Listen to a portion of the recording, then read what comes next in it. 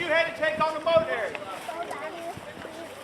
Once you got in this area here, you had to attack the fort itself. It's about a 25 or 30-foot climb straight up that wall that you had to go over. If you look all around the wall, it looks like this. With these rifles spread out over here, they're called counterfire rooms. And they circle this entire fort by tunnels underneath us. So if you were to survive the outer fort wall, you had to survive the moat area.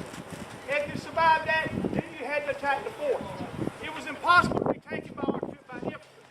But the rifled artillery piece that came off, the artillery set off about 2 miles down the road, the signal corps over and over, signaled the artillery commander where his rounds were landing at, and he walked the rounds in on his fort here.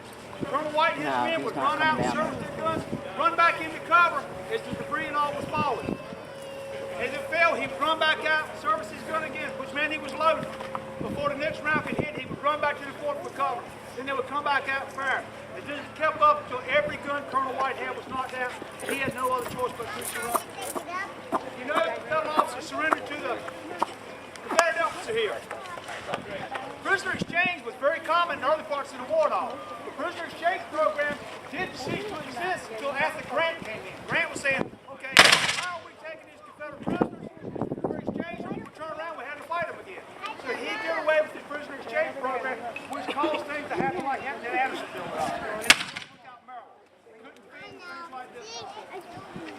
So I said what we were trying to show you here today is the way these forts were designed, the purpose of this outer wall, the moat area, the counterfire rooms, and the fort itself.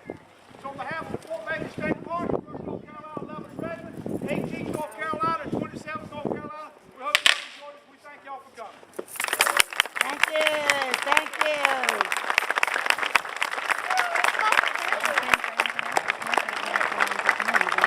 Is it 5:30? It ain't 5:30. Unless you want to go home in. Go home.